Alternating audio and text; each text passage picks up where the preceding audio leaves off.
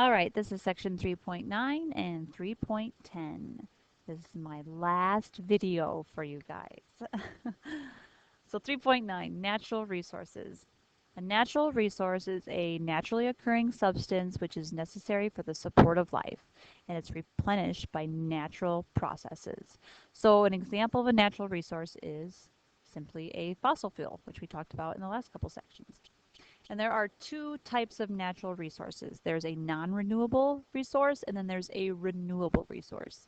And non-renewable resources exist in fixed amounts, and they can be consumed faster than they can be made by nature. While renewable resources can be replenished by natural processes at the same rate at which they are used. However, these resources, renewable resources, can become non-renewable if they are exploited. So we need to make sure we use them with care and conserve them the best that we can so they don't get to that point where they can't be replenished at the same rate that we use them. So a couple of terms that we should know. Sustainable is a rate which meets the needs of the present without impairing future generations. So I'm sure you guys have heard of a sustainable resource, something that can sustain themselves. Something like bamboo. Bamboo is a new, or not relatively new, um, sustainable resource, which people are using it to like put flooring in their houses because bamboo grows really, really fast and it's very, very hardy. So you can use it for lots of things. So bamboo is starting to be more of a new or more popular than just regular wood because it takes like an oak tree a really long time to grow, or even a pine tree. And so people aren't using pine and oak in their homes as much anymore. They still are, but bamboo is becoming more popular because it is so sustainable. And then there's erosion. We talked about this a little bit with the nutrient cycles, with water cycle, I should say, that erosion is a process by which the Earth's surface is worn away by the actions of wind, water, waves, glaciers, etc. Is when the Earth's surface is broken down. It erodes. All right, now we're going to talk about some alternative energy sources, and there's lots of alternative energy sources, and we'll touch a little bit on each of them. First of all, there's solar power, where they use these big solar panels that have just taken all the sun's energy, and they convert that sunlight into electricity. Then there's wind power. This is going up in southwest Minnesota all over the place because it's so windy there. But they convert the wind energy into electricity via the wind turbines. They wind up these huge turbines, those propellers spin and spin and spin and spin, and they wind up and then they just store all these huge, all this large amounts of energy in these huge generators. It's pretty fascinating. Then there's hydropower. Hydropower use energy of moving water to turn turbines. Like you see this in dams a lot. They drive an electric generator and they allow the energy to be built up. So if you've ever been down to Yankton or even to Pier, they've got huge dams and they allow the water to flow through at a certain level or a certain rate, I should say. And that energy of the moving water creates energy, electric energy. And then there's geothermal power. Geothermal power uses the natural flow of heat from the Earth's core to produce steam, which drives turbines and then powers electric generators. So the cold water gets pumped down really low and eventually it'll warm up with the Earth's, just the natural Earth warming it, the Earth's core, and then the steam of that hot water then rises and goes to the generating station and turns the generators and produces electricity. It's pretty amazing. Then there's nuclear power. Nuclear power is made with a plant. A plant uses nuclear fission to generate energy inside a nuclear reactor. The released heat then heats up water to create steam. which then spins the turbine generator producing the electricity.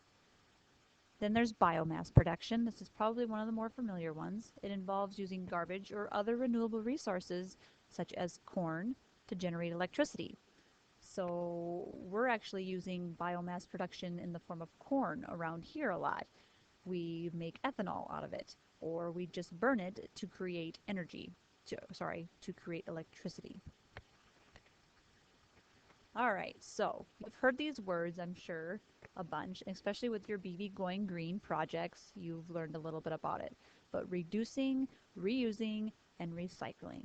So what does it mean to reuse? That means to use materials in a new way. So you take something that was originally used for something else, and then you repurpose it into a new something. Like you can take an old dresser and revamp it and put it into a new bathroom vanity. That's kind of a weird example, but that's the first thing that comes to mind.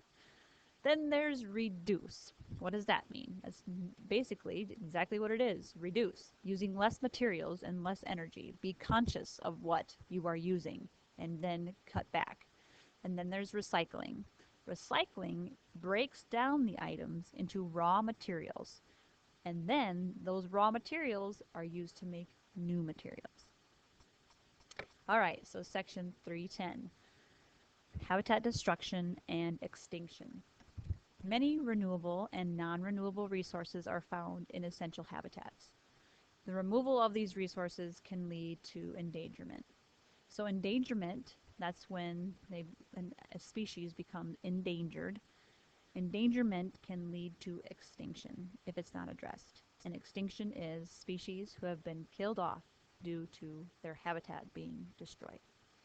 And there are a couple ways that habitats can be destroyed. So here's some vocab terms to know. There's something called deforestation. Deforestation is simply that. It's the clearing of forests, clearing of trees, transforming a forest into cleared land. Many plants and animals become in danger because they're losing their homes, they're losing their habitats. There's no place for them to live anymore. And there's desertification, the process by which fertile land becomes a desert. This typically is a result of drought or deforestation or simply inappropriate agricultural processes. A farmer that has taken advantage of the land and then exploited it. Many species need to either move to find food and water, or they simply just die out. So what can cause extinction? There are a couple different things that can cause extinction. One of the more fascinating one is invasive species, and we're going to take a day and we're going to research some invasive species. Simply, an invasive species is an exotic species that overtakes an ecosystem. So a species that doesn't originally live in that ecosystem, but they overtake it because there are ideal living conditions. So there's no natural predators, so they overpopulate. They outcompete the natural species that are there and kind of choke them out. They drive natural species to extinction. They just choke them out to the point where they all die off because they're taking the food supply and they're taking all the space.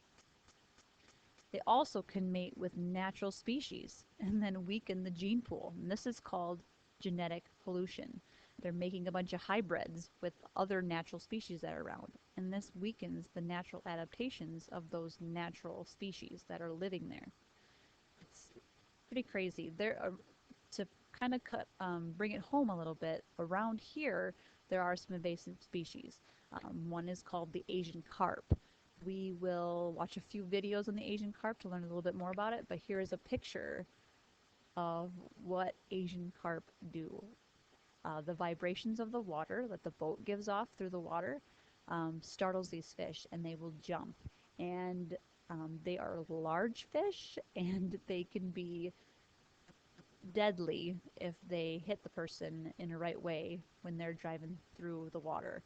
It's remarkable, but we'll learn more about it on Friday when we go over our Invasive Species Video Day.